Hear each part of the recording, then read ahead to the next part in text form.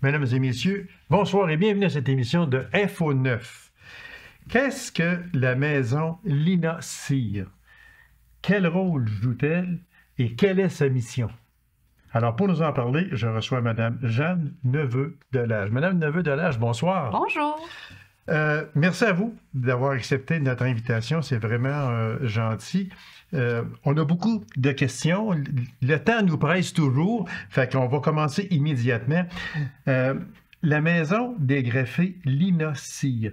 Quelle est cette maison? Parce que moi, on a beau lire et tout ça, mais ça me disait rien. Parce que on ne la connaît pas. Fait qu'on se fie sur vous et vous me direz aussi tantôt pourquoi vous êtes ici.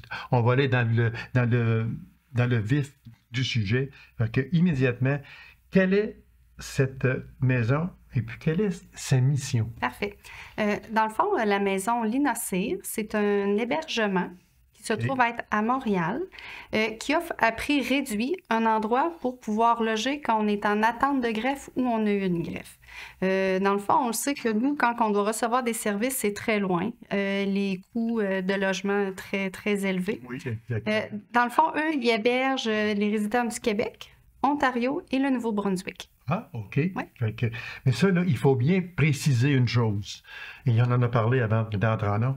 Cette maison-là ne fait pas les greffes. Non. Elle est pour les personnes en attente ou qui ont reçu une greffe, c'est ça? Oui, effectivement. Ça peut être ceux aussi qui ont des rendez-vous peut-être courts ou longs. Ça leur permet de monter, aller à leur rendez-vous et revenir. Certains doivent rester proches du centre pour avoir l'appel pour une greffe. Parfois, c'est une question d'heure. Alors, eux doivent résider à la maison des greffés pour être plus près possible pour recevoir la greffe. Ça peut être aussi suite à la greffe, étant donné qu'il y a beaucoup de rendez-vous, c'est très, très près. Et ça nous prend un endroit sécuritaire, un endroit très... comment je pourrais dire, adapté pour les besoins des gens qui sortent d'une greffe parce que, tu sais, le système immunitaire est très bas. Fait que ça nous prend un endroit. Et qu'est-ce qui est vraiment plaisant, c'est que c'est vraiment à prix modique. C'est vraiment une résidence, plus un centre d'hébergement qui nous permet de résider pour seulement 35 $ par jour par personne. Alors, c'est quelque chose qui est très appréciable. Que l'on n'aurait pas dans un centre hôtelier, comme on dit, exactement. Cette maison-là, elle est proche de l'endroit où se font les greffes, probablement? Mais pas nécessairement, parce que les greffes, il y a plusieurs centres. Chaque hôpital a sa spécialité. Mais par contre, qu'est-ce qui est plaisant, c'est que les autobus sont prêts, les métros sont prêts. Ah, OK. Mais sont vraiment, eux, situés sur la rue Sherbrooke-Est. Fait que certaines personnes se retrouvent très près du centre hospitalier, tandis que d'autres sont plus loin, mais quand même, quand il reste seulement à se déplacer, c'est toujours Puis on plus, sait qu'à Montréal, mais là, comme vous dites si bien, les transports en commun, il y en a beaucoup. Oui. Fait que, moi, si je vous demandais très brièvement, comment a pris naissance cette maison-là? C'est Mme Lina Cyr qui a créé cet endroit. Elle était en attente. Elle devait recevoir une greffe d'un rein, si ma mémoire est bonne, et elle n'était pas de la région. Elle s'est dit, mais là, qu'est-ce qu'on fait, nous, les gens de l'extérieur? Alors, elle a fondé, dans le fond, la maison Lina Cyr depuis 1994. Maintenant, c'est sa fille Micheline Asselin qui a repris, dans le fond, le relais pour cette belle organisme. Puis, je te dis qu'on la remercie parce que c'est vrai que c'est pas facile, parce qu'on se sent démuni. Moi, je connais des personnes, que ce soit pour le cœur, pour une greffe, pour des soins hospitaliers, il faut aller dans les grands centres. Et quand on arrive là, on est démunis. Oui. Fait que c'est bon d'avoir des maisons comme ça qui nous accueillent à prix modique, il faut le dire aussi. Fait que, parce qu'on peut dire aussi que depuis 25 ans, cette maison-là a accueilli plus de 28 000 patients. Oui. Fait que c'est 1000 ou presque 1000 par année. Puis tu sais, si je peux renchérir, j'ai des chiffres aussi. Allez-y. Ils ont accueilli 271 personnes de l'Abitibi-Témiscamingue. Et depuis 10 ans, 2126 personnes. Il faut mentionner que nous sommes les plus grands utilisateurs de la maison des greffés en Ontario, Québec et Nouveau-Brunswick. C'est vraiment nous qui utilisons le plus ce service. C'est drôle un peu parce que qu'il y ait autant de personnes de l'Abitibi-Témiscamingue qui ont bénéficié de cette maison-là, mais qu'on n'entend pas beaucoup parler. Moi, c'était la première fois que je n'entendais parler. C'est pour ça qu'on vous a invité, vous avez accepté avec plaisir de venir nous rencontrer et je vous en remercie beaucoup pour faire connaître cette maison-là, parce qu'elle est primordiale. Et c'est nous autres, en Abitibi-Témiscamingue, qui en avons le plus bénéficié à venir à date. Et puis, bravo. Si on parlait des greffes, quelle sorte de greffes y pratique-t-on? Mais pas là à la maison, mais seulement que... N'importe quelle greffe. Dans le fond, qu'est-ce qui est important de comprendre pour être accepté à la maison des greffes? On doit appeler, on doit réserver. Il y a en tout un nombre de chambres précises. Alors, c'est sûr qu'on doit réserver à l'avance. Si c'est vraiment un soin hors qu'une greffe, c'est sûr qu'on n'est pas accepté. Ça peut être vraiment quelque chose en lien avec la greffe, peu importe la greffe. Ça, c'est pas quelque chose qui le regarde tant que tu es en attente ou tu peux avoir une greffe. Qui peut avoir accès là, à cette maison-là? Puis, est-ce que la personne qui a accès à cette maison-là doit être recommandée et par qui? Chez nous, on parle de l'Abitibi-Témiscamingue. Comment ça fonctionne? C'est si jamais la personne a besoin d'un accompagnateur, parce qu'on se doute souvent, quand on a une greffe, c'est une maladie sûrement assez importante. Parfois, on doit avoir de la chimio avant pour préparer certaines greffes. On doit avoir un billet du docteur qui nous autorise, en tout cas, qui nous dit qu'on a besoin d'un accompagnateur. Ce qui est plaisant, c'est que les accompagnateurs aussi auront droit à leur prix modique si le médecin réfère. C'est sûr qu'en Abitibi, parfois, il y a des ententes de prix aussi pour se faire repayer certains déplacements ou certains hébergements. C'est sûr qu'au niveau de l'accompagnateur, ça prend un billet du docteur. Sinon, étant donné qu'on est en attente, on n'a pas besoin d'être référé d'un docteur. C'est vraiment un service qu'on appelle nous-mêmes. Ils nous accueillent, ils regardent les chambres qui sont disponibles et c'est tout. Parce que là, il faut bien le préciser. Parce que j'ai lu le document en question. Puis, c'est pour la personne en attente de greffe ou qui a reçu une greffe. Et l'accompagnateur aussi peut être dans la même chambre, si je me souviens bien d'avoir lu ça, parce qu'il y a des chambres à occupation double. C'est ça qui est important de dire, parce que c'est vrai que c'est pas drôle déjà d'aller en maladie, parce que c'est une maladie, d'aller en maladie dans des grands centres, mais si on peut se faire accompagner par un proche peut-être de la famille, ça peut être l'époux, l'épouse à ce moment-là, mais c'est très important. Oui, ça prend un conjoint pour passer à travers souvent un membre de la famille pour l'accompagner. On en a parlé, j'avais cette question-là, j'aimerais ça que vous nous redites un chiffre ici que vous avez donné, parce qu'il y a beaucoup de greffés qui viennent de l'Abitibi-Témiscamingue, et c'est nous, l'Abitibi-Témiscamingue, qui en avons le plus bénéficié, et ça, je trouve ça vraiment bien. Tu sais, je sais qu'ils ont donné un document vraiment très parlant, excusez-moi. Oui. Au niveau d'un diagramme. Moi, j'ai resté vraiment surprise. Je ne sais pas. Oui, j'ai vu ça. Quand on voit au niveau des chiffres, c'est vraiment nous qui utilisons le plus depuis 10 ans. La maison de greffé, tu vois ici, selon le document, c'était sur 1800 personnes depuis 10 ans. Puis nous, on dépassait les 3000 patients qui avaient utilisé le service. Alors, c'est vraiment quelque chose que nous... étant donné peut-être qu'on est plus loin, peut-être qu'il y a plus de situations délicates au niveau de la santé, je ne sais pas, mais c'est quelque chose qui est beaucoup utilisé, mais un service qui n'a pas été beaucoup parlé. Nous, ça a été facile parce que, dans le fond, j'ai eu mes beaux-parents qui ont eu la même situation. C'est ma belle-mère qui m'a tout de suite référée à ce service-là quand ma mère a eu son diagnostic de cancer. Mais je trouvais que sinon, j'aurais été démunie. Je ne l'aurais pas su, j'aurais pas su où aller. Exactement, c'est important. On dit que cette maison-là, elle compte combien de chambres? Oui, il y a 27 chambres. Chaque chambre a une configuration différente. Certains ont un lit double, certains ont 2 lits. Comment ça fonctionne? C'est que généralement, il y a une salle de bain pour 2 chambres. Ce qu'on demande, c'est quand la personne est en soins très, très précis, qui a besoin de propreté très spécifique. On laisse la salle de bain pour cette personne. Il y a d'autres salles de bain à l'extérieur que celles-ci sont plus pour les gens qui n'ont pas de greffe. Oui, exactement. Dans les services offerts aussi, il y a une salle dans le fond de gymnastique, d'exercice. Une chambre d'exercice pour continuer quand même à être en forme. C'est nourri là-bas, c'est comme une genre de cafétéria, alors on est logé, nourri. Il y a la buanderie qu'on doit nous-mêmes faire nos choses. Il y a une petite chapelle si le besoin se ressent. Il y a une terrasse en haut. Tu sais, c'est vraiment fait pour qu'on se sente chez nous. C'est vraiment un climat familial et un climat aussi qu'on peut pouvoir parler à des gens qui vivent la même chose. Voilà. Si on est loin de chez nous, c'est difficile parfois. C'est bon d'avoir des gens, de faire de l'entre-gens à ce moment-là, parce que la personne qui est en attente d'une greffe versus la personne qui a eu sa greffe, mais ils ont des choses à se compter, à se dire, des questions à poser, des questions à répondre. Fait que c'est important aussi que ces personnes-là soient ensemble pour pouvoir en discuter. Ici, bon, on va parler de votre rôle là, à vous aujourd'hui qui êtes ici. Madame Anna Neveu-Delage, elle est co-ambassadrice pour l'Abitibi de cette maison des greffés. Oui. Qui est-elle? Anna Neveu se trouve être ma mère. Comme j'ai mentionné tantôt, ma mère a eu une greffe il y a quelques années suite à un cancer. Et dans le fond, la maison des greffés, c'est vraiment ça vit avec les dons.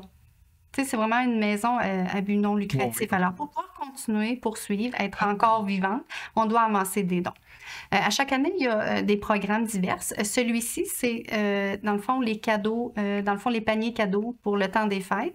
Et ce qu'on demande, c'est qu'à chaque région, il demande à plusieurs gens qui ont utilisé la maison des greffés d'amasser des dons d'artistes et d'artisans de la région. Ah, OK. Pour pouvoir après revendre et comme ça, pouvoir rester vivant, en tout cas, être encore là pour offrir le service. Oui. Fait que si on résume, Mme Anna Neveu-Delage et son mari, là, je ne veux pas me tromper, Simon. Oui. OK, c'est ça, exactement. Oui. Alors, elle est co-ambassadrice pour l'Abitibi. Elle est allée à cette maison-là. Oui. Et puis, elle a reçu une greffe. Oui. Si je vous demandais comment elle va aujourd'hui. Elle va très bien. Oui. Oui, elle est très en forme. C'est une greffe de la moelle osseuse suite à une leucémie. Okay. On voit que là-bas, les gens sont spécialisés. Le service est très à point, toi. Oui, très spécialisé. C'est très professionnel, comme on dit. On lui souhaite aussi de continuer à prendre toujours, d'aller de mieux en mieux. Bon, là, on est rendu, vous en avez parlé un peu, j'aimerais que l'on revienne, parce que c'est vraiment important. Si vous voulez faire un don, les personnes qui nous écoutent, là, qui ne savaient peut-être pas que cette maison-là existait, que c'est l'Abitibi-Témiscamingue quand même qui en a le plus profité à venir à date, bravo. Mais des personnes qui disent « Ah ben oui, ben là, moi j'aimerais faire un don, là. » Qu'est-ce que vous dites à ces personnes-là? Comment elles fonctionnent? Ben, c'est sûr que qu'est-ce que ma mère qu'est-ce qu'elle a promu, dans le fond, les emballages cadeaux. Dans le fond, les ventes de boîtes, il va y avoir 150 boîtes offertes au coût de 120 $. Dans le fond, les ventes vont commencer du 12 novembre au 16 décembre. Ça, c'est une façon de pouvoir encourager. On a eu 10 commanditaires d'ici qui ont bien voulu nous encourager. J'ai la liste si jamais on a le temps de les lire. Sinon, on peut toujours directement aller sur le site de Maison des greffés puis faire un don. Ça peut être aussi simple que ça. On appelle et on peut faire un don. C'est important de le faire parce que, mais on a peut-être une minute. Si des commanditaires que vous pouvez assez rapidement. Parfait. Création Mireille Pomerleau. Ornement de Noël de Mme Claire Petit, Nancy Sénécal, Bernard Belland, Jocelyne Grondin, Paysage 5 saisons, Mini Pro, La Couettée, Création Marilou et Marie-Joëlle Tanguay. Tous des gens de la région. Merci à vous autres. Puis si d'autres personnes veulent vous contacter peut-être, parce que c'est pour savoir quoi faire exactement, comme vous venez de dire, est-ce qu'ils peuvent vous contacter vous ou bien non, ils contactent Mme Anna? Peu importe. Le chemin va se rendre. Le chemin est plus court. Et voilà. Merci infiniment, madame. C'est très gentil à vous. Puis là, on en sait beaucoup plus. Puis les gens qui veulent participer monétairement, bien, vous voyez comment c'est facile. Puis c'est surtout très important parce que c'est chez nous, en Abitibi-Témiscamingue, qu'on a le plus profité de cette maison-là. Madame, merci infiniment. Puis on souhaite que les gens participent beaucoup au don pour cette maison-là. Félicitations à vous, à Mme Anna, toute la santé possible, et merci de vous être présente à cette émission. Merci. C'est moi qui vous remercie. Alors, mesdames et messieurs, courte pause, je vous reviens immédiatement après. Reste avec nous.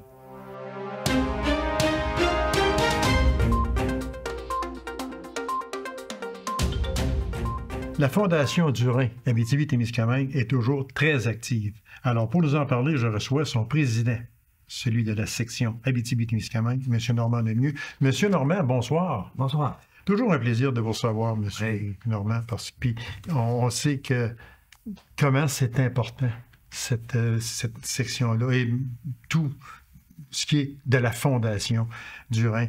Ceux qui ne sont pas atteints ne peuvent pas savoir tout ce que la Fondation fait et envisage de faire également.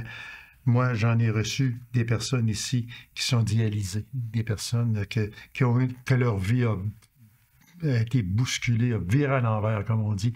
Et c'est avec une fondation de même qu'on réussit peut-être à mettre un petit plaster sur la plaie et essayer de guérir le plus possible.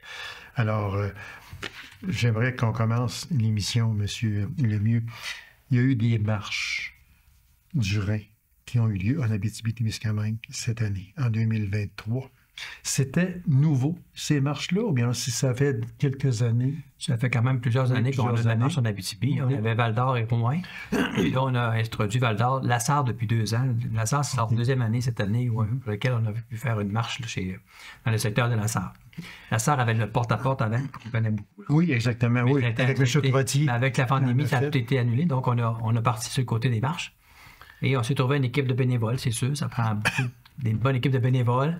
Ça prend souvent des personnes atteintes de la maladie qui, eux, comprennent le principe, là, puis le besoin qu'on a à la Fondation de faire de la recherche pour améliorer les conditions de ces gens-là qui vivent avec cette insuffisance rénale-là. Oui, on organise des marches, on se fait des équipes de bénévoles, un petit groupe de bénévoles qui organise une marche. Et la façon de faire, c'est que les gens vont s'inscrire sur le site de la marche, c'est sur un site Internet, où on envoie des courriels à tous nos amis, puis on leur demande de nous donner un don, si petit que possible. Okay. Et puis, avec ça, on réussit à ramasser des bons morceaux. Est-ce que vous avez les résultats de cette collecte-là? Oui. Cette année, pour la SAR, on a ramassé on avait, mettons, un objectif de 10 000, on a ramassé 18 000 $. Oh mon Dieu, bravo! 18 800. Ça, sont généreux. Bravo. Merci les gens, merci. Oui, vraiment, on était épatés de voir ça. Et à Rouen, on avait un budget un objectif de 25 000, on a ramassé 30 800. Eh mon Dieu! Et à Val-d'Or aussi, on l'a fait. Et à Val-d'Or, on avait un objectif de 20, on a 30 583 $. Ça, c'est seulement pour nos marches en Abitibi. Oui, ça, c'est vraiment, les gens sont généreux partout en Abitibi-Témiscamingue. Merci aux gens. Merci au nom de la Fondation du Rhin. Merci beaucoup, beaucoup. C'est important aussi, et vous le dites si bien. Parce que ce montant-là, on sait qu'il va servir justement à la recherche. Il va aider nos patients, parce qu'on a un service aux patients aussi qu'on peut rendre là, à nos gens. Et on leur explique qu'on est là pour ça, puis qu'on peut leur donner des chances. Là. Monsieur Lemieux, si on parlait, vous en avez parlé un peu, mais si on allait plus en profondeur un peu, de la mission de cette fondation-là. En fait, le gros de la mission, c'est surtout de diminuer le fardeau des maladies rénales. Donc, on essaie de diminuer le fardeau. On va financer la recherche beaucoup pour justement améliorer. On va travailler beaucoup sur la prévention aussi des maladies rénales. Donc, on va demander aux gens de surveiller leur santé, surveiller leur tension artérielle, surveiller leur diabète. Fait que les gens qui développent ces 2 maladies-là sont sujets souvent peut-être à développer une insuffisance rénale, mais l'insuffisance rénale peut apparaître sur d'autres facteurs aussi. Ce n'est pas nécessairement les deux problèmes majeurs qu'on voit le plus souvent, mais il peut arriver n'importe quelle raison qui fait que tes reins se mettent à mal fonctionner. Là. Ça peut être héréditaire aussi. On sait qu'il y a beaucoup de familles qui sont atteintes de cette maladie-là. Donc, de frères et sœurs ou de parents, ça finit que les gens se retrouvent là, atteints de la maladie rénale. Là. Et au bout du compte, c'est que le traitement final, c'est la dialyse. Et après la dialyse, on pense au don d'organes pour pouvoir avoir un rein qui va permettre de cette personne-là de récupérer et de reprendre une vie normale, en fait. Je sais qu'on en a déjà parlé, puis j'aime ça souligner cette anecdote-là qui n'était pas rose du tout à ce moment-là. Mais quand on a commencé à faire des émissions avec M. Trottier, justement, puis avec vous également, On parlait pour les personnes dialysées qu'il fallait au début se rendre à Montréal pour aller recevoir de la dialyse. Quand on sait que c'est plusieurs fois par semaine, c'était terrible. Puis qu'aujourd'hui, on en a à peu près dans tous les centres de l'Abitibi-Témiscamingue. C'est une victoire là, qui n'a pas de prix. Non, du tout. Puis en Abitibi-Témiscamingue, c'est depuis 1984 qu'il y a une section active là, au niveau de la Fondation. Et c'est le secteur de la santé qui a démarré cette section-là avec Rouen par après. Donc, ces deux sections-là ont fait que la section a commencé à grossir. Il y a toujours eu des membres bénévoles qui ont permis de ramasser là, différentes façons des levées de fonds pour permettre. Je ne sais pas si vous vous rappelez de la période des pinottes qu'on vendait. Oui. C'était les premières fois. Là. C'était la Fondation. Exactement, mon Dieu. Oui, c'est loin. Oui, c'est loin. Oui. C'est là qu'on se souvent. On en avait parlé ici dans une émission. Exactement. On en a parlé un peu. J'aimerais aussi y revenir parce que c'est important. Comment on finance cette maison-là? Bon, il y a eu les marches du Rhin qui ont été formidables cette année encore, mais est-ce qu'il y a d'autres activités? Parce que est-ce que vous avez un budget provincial? Est-ce que le gouvernement vous aide? Le gouvernement n'aide pas parce qu'on est un organisme à but non lucratif. Donc, de nous-mêmes, la Fondation, elle est canadienne, Fondation canadienne du Rhin. Okay. Donc, il y en a jusqu'en Colombie-Britannique. Dans toutes les provinces, il y a une section, une division, en fait. Et la division du Québec, elle a rejoint là, les régions ici au Québec. Je vous dirais, au niveau du financement, il y a aussi le Auto-Rhin, qu'on connaît un peu plus, parce qu'on entend souvent des annonces à la télé. Oui. Donc, Auto-Rhin permet aussi, à chaque fois que vous donnez votre vieille voiture à Auto-Rhin, il y a 300 $ qui va à la Fondation du Rhin. Donc, ce montant-là, ça permet d'aider à faire notre financement. Mm-hmm. On a d'autres défis aussi. Il y a des défis Chic-Choc qui est après se faire actuellement. Okay. Monter des montagnes. Donc, il y a des groupes d'organisés. On a fait un tennis nocturne aussi dans le coin de la Naudière cette année. Il se passe beaucoup de choses, là, en fait, dans les activités de la Fondation. On a des tournois de golf aussi qui se font. On a des événementiaires aussi. Donc, ça peut être des gens qui, d'eux-mêmes, décident de faire une activité telle quelle, puis de remettre les fonds. Les fonds à la Fondation du Rhin. À la Fondation du Rhin. C'est des activités partout. Exactement. On parle aussi de l'Auto-Rhin, si on l'expliquait là, très vitement, M. Lemieux, à place de laisser traîner, comme on dit, votre vieille minoune que vous ne vous servez plus, elle est dans le fond de la cour chez vous. C'est pas beau. Puis c'est pas du tout votre santé, comme on dit. Ouais, c'est ça. Puis, c'est comme, tu sais, je veux dire, vous appelez, puis vous pouvez... Oui, on appelle l'Auto-Rhin, on leur dit qu'on a une vieille voiture à donner. Donc ici, en Abitibi, c'est U-Haul, c'est Kenny U-Haul qui est à Rouen, qui est basé là. Donc eux autres, ils vont appeler les autres pour leur dire, il y a une auto à aller chercher à Rouen-Noranda, telle place. Okay. L'important, c'est qu'elle ait des roues en dessous pour qu'ils puissent la mettre sur un fardier pour pouvoir la transférer. Oui, exactement, oui. Et puis, on reçoit, nous, en même temps, la personne qui donne son auto reçoit 700 $ pour un reçu d'impôt. Okay. Donc, vous allez pouvoir mettre un montant d'argent dans votre rapport d'impôt de 700 $ qui vous permet d'avoir une petite réduction d'impôt. Oui. Pas négligeable nécessairement. Oui. Et le 300 $, c'est depuis l'année passée qu'on a réussi à avoir un 300 $ par auto. Parce qu'Auto-Rhin, avant, nous donnait 150 $. Okay, on a négocié un 300 $. Ça veut dire que la Fondation reçoit 300 $ à chaque fois que ton auto va porter, oui. Il y a des autos maintenant qui sont en revente. On peut revendre les autos. Fait que si l'auto n'est pas si vieille que ça, puis que M. U-Haul, il décide qu'il va la remettre, Kenny U-Haul va la refaire mettre en chemin. Des fois, on est plus élevé parce que l'auto a été revendue. Donc, ça peut être aussi une façon là, de permettre que l'auto ne reste pas dans... Donc, c'est important, juste cela. Puis, c'est 1,1 million par année, l'Auto-Rhin, qui rapporte à la Fondation du Rhin quand même. Fait que c'est des bons montants là, qui nous reviennent. Là. Puis, juste en Abitibi, je vous dirais qu'on a 21 voitures là, cette année à date qui a été donnée à la Fondation. Fait que ça augmente tranquillement. C'est sûr, il y a beaucoup de publicité. Mais les gens ils pensent souvent, parce qu'on est en région éloignée, que ça se fait pas, mais c'est pas vrai. Là. On peut le faire. Fait que les gens qui n'étaient pas au courant, puis qui veulent se débarrasser de leur minoune, comme on dit, rendu qu'il y a au moins des pneus en dessous pour pouvoir la mettre sur un fardier à ce moment-là.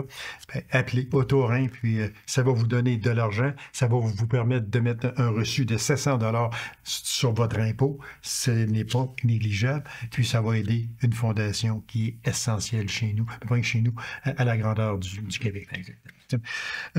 Ici, dans les notes que vous m'avez envoyées, on marque don, legs, testamentaire. Ça, on en a parlé un peu, mais j'aimerais qu'on en reparle. Ça, en fait, ça peut être... toute personne qui fait son testament peut décider à un moment donné de dire, ben moi, je vais léguer un tel montant à la Fondation du Rhin. Ça peut être des montants par année, ça peut être un montant global au décès de la personne. Ou souvent, il y a maintenant les assurances-vie qu'on peut se prendre. On peut prendre une assurance-vie et avec cette assurance-vie-là, on peut donner un legs à la Fondation à notre décès. Bien, le montant de l'assurance-vie peut être donné. Puis, quand vous avez votre assurance-vie, vous avez toujours des frais, donc ces frais-là sont déductibles d'impôts. Donc souvent, ça permet aussi de faire un roulement dans vos finances. Là. Et en même temps, bien, si on a quelqu'un qu'on connaît qui est atteint de cette maladie-là, bien, c'est encore plus important de penser à ces gens-là. Parce ce qu'on aimerait, nous, dans le fond, c'est que tous les gens qui connaissent quelqu'un qui sont atteints du rein puissent faire quelque chose pour ces gens-là. Parce que c'est sûr, quand tu n'es pas dans la maladie rénale, tu vas prendre autre cause, c'est normal. Oui. Mais c'est un patient sur 14 au Québec là, qui est atteint de maladie rénale. Donc, c'est beaucoup de gens. Puis juste, je vous dirais, l'Abitibi, en fait, actuellement, là, on a 41 patients qui sont en dialyse actuellement là, en Abitibi. Chez nous, en Abitibi? Oui. 41 Puis il y en a qui sont en dialyse péritonéale. Donc, c'est au niveau de l'abdomen où on va nettoyer l'abdomen pour nettoyer tes reins en même temps. On a 12 personnes qui ont là-dessus. Et il y a 46 patients actuellement qui sont en pré-dialyse. Donc, sont en évaluation pour avoir la dialyse d'un prochain mois ou année, si le don d'organes n'est pas présent chez eux. Fait que c'est beaucoup de gens qui sont pris. Puis actuellement, on a 12 patients là, qui ont fait un don vivant aussi en Abitibi, donc généreux. Donc souvent, ça se fait ça, entre frères et sœurs ou entre parents et enfants. Ou ça peut être aussi un don altruiste d'une personne que tu connais pas. Mais moi, je pourrais très bien demain matin dire que je veux te donner un rein parce que je sais que l'importance que ça a. Puis pour moi, bien, ça m'occasionne un peu de différence de ma vie, mais pas tant que ça. Là, quand la personne, elle, a subi la greffe, après ça, bien, elle reprend la vie plus normale. Pourquoi on est moins conscient de cette maladie-là? C'est vrai qu'on n'en parle pas beaucoup, mais on devrait en parler beaucoup plus parce que quand on a, je vais dire, comme vous venez de dire, quand on n'est pas atteint et quand il n'y a personne dans notre famille proche qui est atteinte aussi de ça, on a tendance un peu à, j'aime pas le mot oublier, mais on peut l'employer. Là. On a tendance à oublier ces personnes-là qui vivent entre nous autres un enfer. Oui, effectivement. Bien, sans dire qu'on oublie, c'est surtout qu'on n'a pas l'idée de penser que ces gens-là ont besoin d'aide. C'est ça. Que c'est pas toujours le gouvernement qui va leur donner une chance, qui va leur donner leur traitement de dialyse. Mais quand on pense à la recherche et tout ça, là, si les fondations n'existeraient pas pour ramasser des fonds, de l'argent pour ça, bien, les gens seraient beaucoup plus longtemps en dialyse, entre autres, parce que c'est 1000 heures par année là, être en dialyse dans une vie d'une personne.